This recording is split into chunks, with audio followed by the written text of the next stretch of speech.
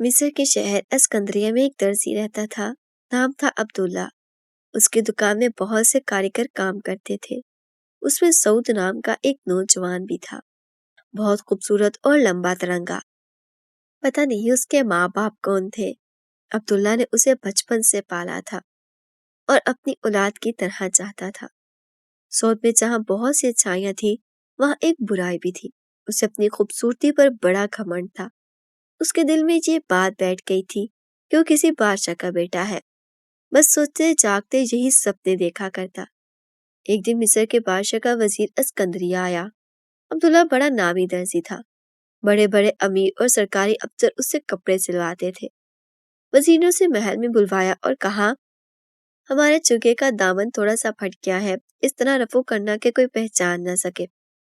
عبداللہ چگا لے کر دکان پر آیا اور سعود کو رفو کرنے کے لیے دے دیا، کیونکہ تمام کاریگروں میں وہی سب سے ہوشیار اور تجربہ کار تھا۔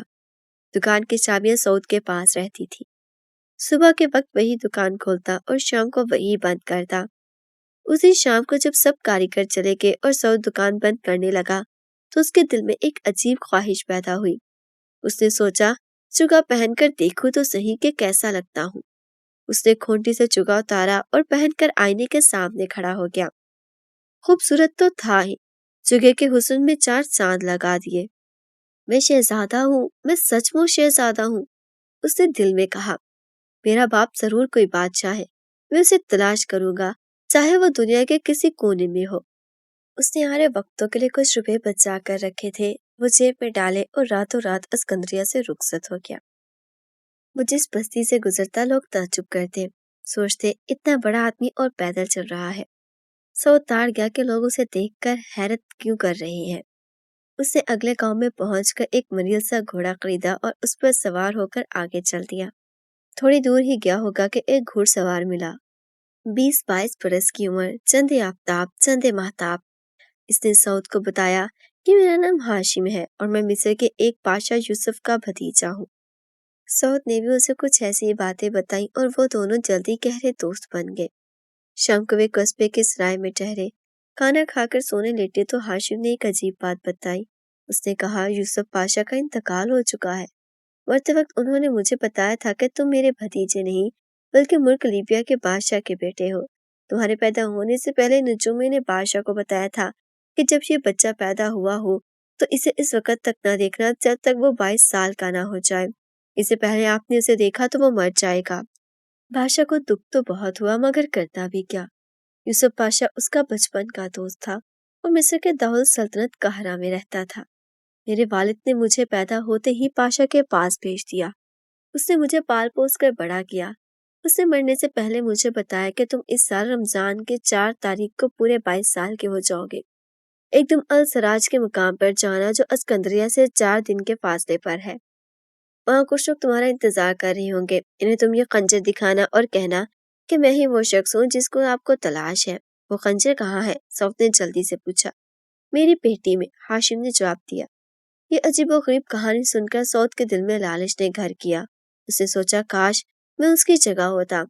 اب یہ تو کچھ دنوں میں ایک سلطنت کا وارث بن جائے گا اور میں یوں ہی چوٹیاں چٹکتا پھروں گا۔ اس نے ہاشم کی طرف دیکھا جو بے خبر پڑا سو رہا تھا۔ شکشک اس کے دل میں ایک خطرناک خیال آیا۔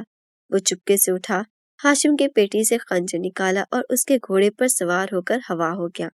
اس دن رمضان کی پہلی تاریخ تھی اور سعود کو 4 تاریخ تک السراج کے مقام پر پہنچنا تھا، لیکن وہ ہاشم کے تیز رفتار گھوڑے پر تیسرے ہی دن رات کو وہاں پہنچ گیا تھا۔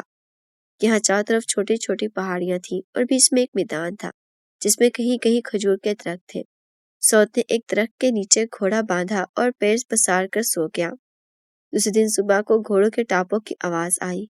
سعود ہڑبڑا کر اٹھ بیٹھا اور ادھر ادھر دیکھنے لگا۔ کچھ دیر بعد 15-20 گھڑ سوار میدان میں آئے اور ایک درخت کے پاس ٹھہر گئے۔ ان میں ایک ادھر عمر کا آدمی بھی تھا جس کی پگڑی میں ایک بہت بڑا لال چکمگا رہا تھا۔ وہ سب سے آگے تھا اور باقی سب لوگ ادب سے اس کے پیچھے تھے۔ سعود نے سوچا یہی بادشاہ ہے۔ وہ دوڑتا ہوا اس کے پاس گیا، جھک کے 3 دفعہ سلام کیا اور بولا، میں ہی وہ شخص ہوں جس کی حضور کو تلاش ہے، یہ رہا میرا خنجر۔ بادشاہ نے خنجر دیکھا اور پھر دونوں ہاتھ پھیلا کر سعود کو اپنے سینے سے لگا لیا۔ اسی وقت کسی شخص کی آواز آئی، ٹھہریے ٹھہریے۔ سعود نے سر اٹھا کر آواز کی طرف دیکھا تو اس کے پیروں تلے سے زمین نکل گئی۔ ہاشم اس کے مڑیل گھوڑے پر سوار چلا آ رہا تھا۔ یہ شخص مکار ہے، دھوکے باز ہے، ہاشم چیخ کر بولا۔ اصل شہزادہ میں ہوں۔ بادشاہ کے سپاہی حیرت سے آنکھیں پھاڑے کبھی ہاشم کو دیکھتے اور کبھی سعود کو۔ آخر ان کی نگاہیں بادشاہ کے چہرے پر جم گئی کہ دیکھیں وہ کیا فیصلہ کرتا ہے۔ بادشاہ نے غصے سے ہونٹ کاٹا اور کڑک کر بولا، یہ نوجوان پاگل معلوم ہوتا ہے، اسے گھوڑے کی پیٹھ سے باندھ دو۔ ہم اسے اپنے ساتھ لے جائیں گے اور ایسی سزا دیں گے کہ اس کی ساتھ پشتے یاد رکھیں گے۔ حکم کی دیر تھی۔ سپاہیوں نے ہاشم کی مشقیں کس دیں اور گھوڑے کی پیٹھ پر اوندا لٹا کر رسیوں سے باندھ دیا۔ 2 دن اور 2 راتوں کے سفر کے بعد بادشاہ اپنے ملک لیبیا کی سرحد میں داخل ہوا۔ سعود بڑی شان سے گھوڑے پر بیٹھا بادشاہ کے پہلو میں چل رہا تھا اور ہاشم گھوڑے کی پیٹھ سے بندھا پیچھے پیچھے آ رہا تھا۔ تمام گاؤں، قصبے اور شہر دلہن کی طرح سجائے گئے تھے۔ گلی کوچوں میں جھنڈیاں لگی تھی اور چوکوں میں خوبصورت دروازے لگے تھے۔ شاہی جلوس جدھر سے گزرتا لوگ اس کی راہ میں آنکھیں بچھاتے۔ شاہی محل میں ملکہ اپنے پیارے بیٹے کا انتظار کر رہی تھی۔ اس کا دل دھک دھک کر رہا تھا اور آنکھوں سے خوشی کے آنسو رواں تھے۔ شاہی جلوس محل میں داخل ہوا تو نگارچیوں نے نگارے بجا بجا کر اس کی آمد کا اعلان کیا۔ ملکہ مارے خوشی کے ننگے سر ننگے پیر دوڑی دوڑی آئی اور بے اختیار سعود کو گلے لگا لیا، مگر پھر جگہ یک پیچھے ہٹی اور بولی، نہیں نہیں، یہ میرا بیٹا نہیں ہے، یہ میرا بیٹا نہیں ہے۔ آپ کیا فرما رہی ہیں ملکہ عالیہ؟ بادشاہ نے کہا، یہی آپ کا بیٹا ہے، اسے سینے سے لگا کر کلیجہ ٹھنڈا کیجیے۔ نہیں نہیں، ملکہ دونوں ہاتھ ہلاتی ہوئی پیچھے ہٹی۔ عین اسی وقت دروازہ کھلا۔ ہاشم دربانوں کے دھکے دیتا ہوا اندر آیا اور بادشاہ کے قدموں میں سر رکھ کر بولا، آپ مجھے اپنے ہاتھ سے قتل کر دیجیے، میں اب زیادہ برداشت نہیں کر سکتا۔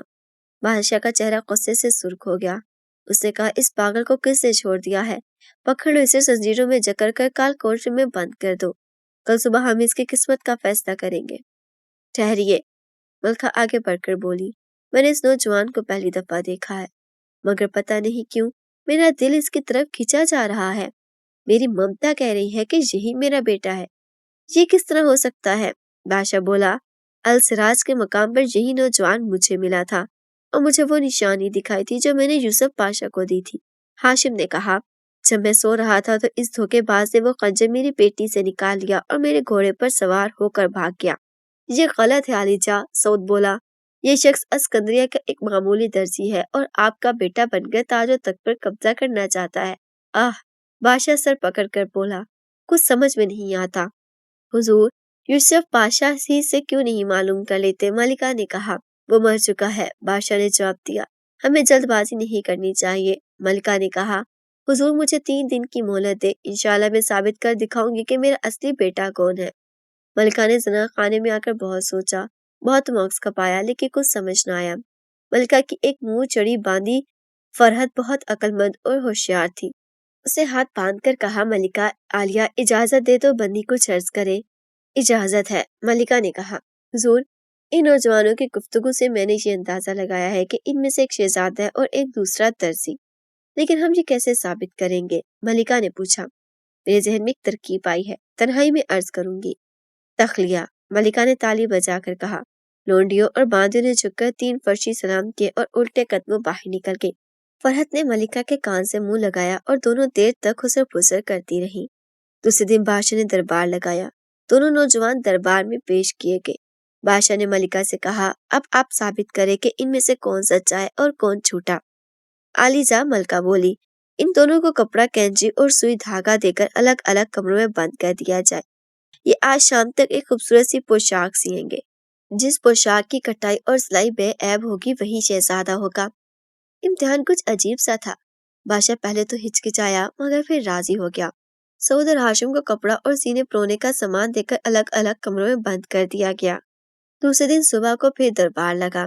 تمام وزیر اور امیر جمع ہوئے۔ سعود کی آنکھیں خوشی سے چمک رہی تھی مگر ہاشم کا منہ لٹکا ہوا تھا۔ سعود نے آگے بڑھ کر پہلے اپنی پوشاک پیش کی۔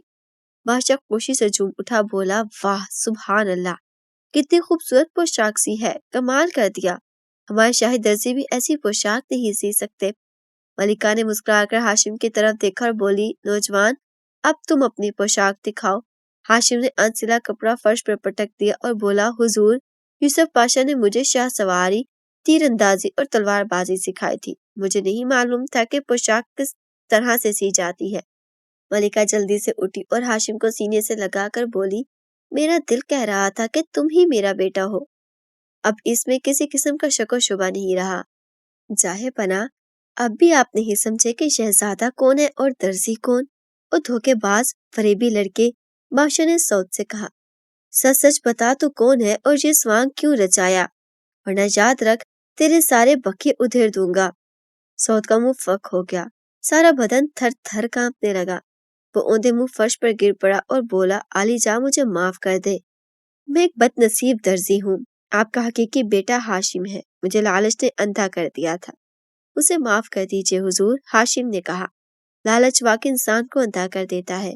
مجھے امید ہے کہ یہ آئندہ ایمانداری کی زندگی بسر کرے گا۔ حضور، لڑکا بڑا اچھا کاریگر ہے، ملکہ نے کہا۔ ہم سفارش کرتے ہیں کہ اسے شاہی درجے میں شامل کر لیا جائے۔ کیوں لڑکے، تمہیں دھوتی سلوار سینی آتی ہے؟ سو سر جھکا کر بولا، حضور، زنانہ کپڑوں کا تو میں ماہر ہوں۔ ہر قسم کے غرارے، شرارے، بیل باٹم، بیگی شرٹ اور چوڑی دار پجامے سی سکتا ہوں۔ بادشاہ خوش ہو کر بولا، ہم شہزادے اور ملکہ کی سفارش منظور کرتے ہیں۔ آج سے یہ شاہی درزی ہے، لیکن ہم نے اپنے درزے کو قسم قسم کے خطاب دے رکھے ہیں۔ اسے کیا خطاب دیا جائے؟ شہزادہ، ملکہ نے کہا، اور بادشاہ کہکا لگا کر ہنس پڑا۔